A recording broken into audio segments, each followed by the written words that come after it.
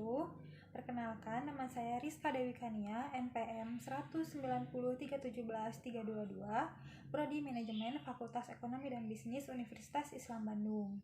Pada kesempatan kali ini, saya akan mempresentasikan hasil penelitian saya yang berjudul Pengaruh Mukhasyid Syariah Index dan Pengungkapan Corporate Social Responsibility terhadap Dana Pihak Ketiga, Studi Kasus pada Bank Umum Syariah tahun 2017 sampai 2019. Nah, di sini ada latar belakang. Bank syariah ini tentu berbeda dengan bank konvensional, di mana bank konvensional penentuan harganya selalu didasarkan dengan bunga, sedangkan bank syariah itu didasarkan pada konsep Islam, yaitu kerjasama dalam skema bagi hasil baik untung maupun rugi. Dasar pemikiran terbentuknya bank syariah ini bersumber dari adanya riba yang secara jelas disebutkan dalam Al-Quran. Salah satunya dalam surat Al-Baqarah ayat 275 yang menjelaskan bahwa seseorang yang memakan riba diancam dengan neraka sebagai hukumannya.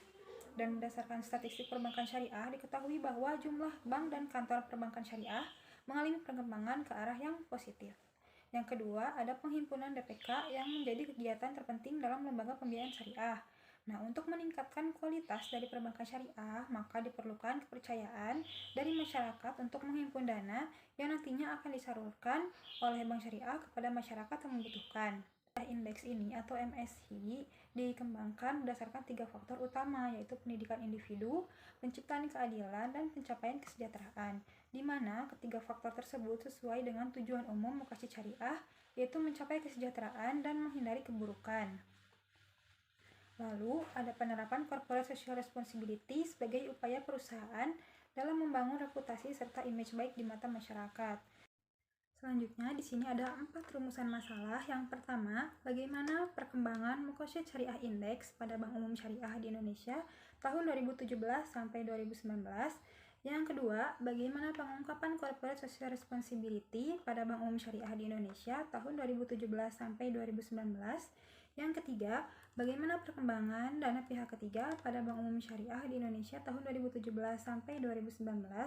Yang keempat, bagaimana pengaruh Mukhasyid Syariah Index dan pengungkapan Corporate Social Responsibility terhadap dana pihak ketiga pada Bank Umum Syariah di Indonesia tahun 2017 sampai 2019 secara parsial dan simultan. Dan untuk paradigma penelitian, di sini saya menggunakan variabel independen, yaitu Mukhasyid Syariah Index sebagai X1, lalu ada pengungkapan Corporate Social Responsibility sebagai X2, dan ada dana pihak ketiga sebagai variabel Y atau dependent variable. Nah, untuk metode penelitian, di sini saya menggunakan jenis penelitian deskriptif dengan pendekatan kuantitatif, metode studi kasus dengan menggunakan data sekunder, lalu populasinya itu Bank Umum Syariah yang ada di Indonesia, dan sampel menggunakan purposive sampling dan didapatkan 13 Bank Umum Syariah. Variabelnya itu Mukhasyid Syariah Index, Corporate Social Responsibility, dan dana pihak ketiga. Lalu rancangan analisis data, yaitu pengujian asumsi klasik, uji hipotesis, analisis linier berganda, uji T, uji F, dan uji R. Selanjutnya ada perkembangan Mukhasyid Syariah Index pada Bank Umum Syariah tahun 2017 sampai 2019. Nah, bisa dilihat dari grafik di bawah ini.